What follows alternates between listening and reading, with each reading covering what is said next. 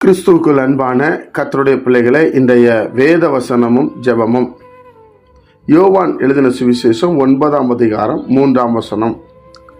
இயேசு பிரதியுத்தரமாக, அது இவன் செய்த பாவமும் அல்ல, இவனை பெற்றவர்கள் செய்த பாவமும் அல்ல, தேவனுடைய கிரியைகள் இவனிடத்தில் வெளிப்படும் பொருட்டு இப்படி பிறந்தான் என்று சொல்லுகிறார்.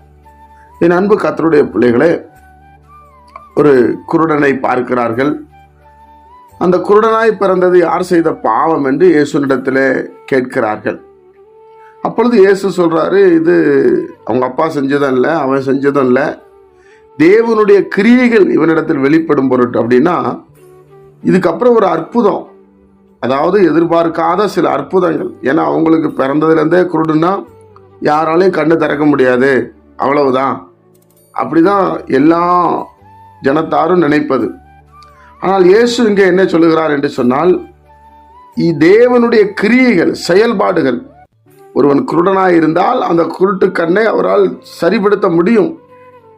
ஒருவன் பேச முடியாது இருந்தால் அவனை பேச வைக்க முடியும்.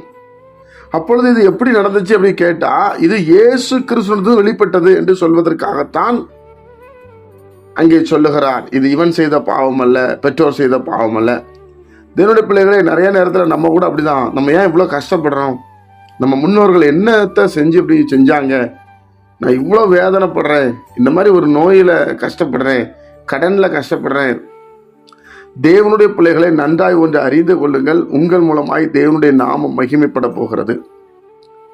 தேவன் உங்களுக்கு செய்து அதை மகிமையாய் விளங்க பண்ண போகிறார்.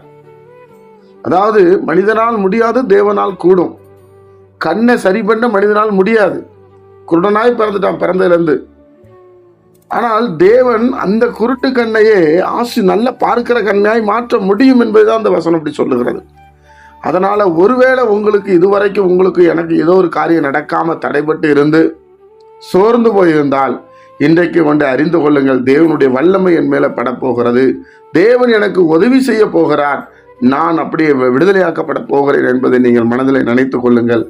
நிச்சயமாக கர்த்தருடைய கிரியை உங்களுக்கு வெளிப்படும்.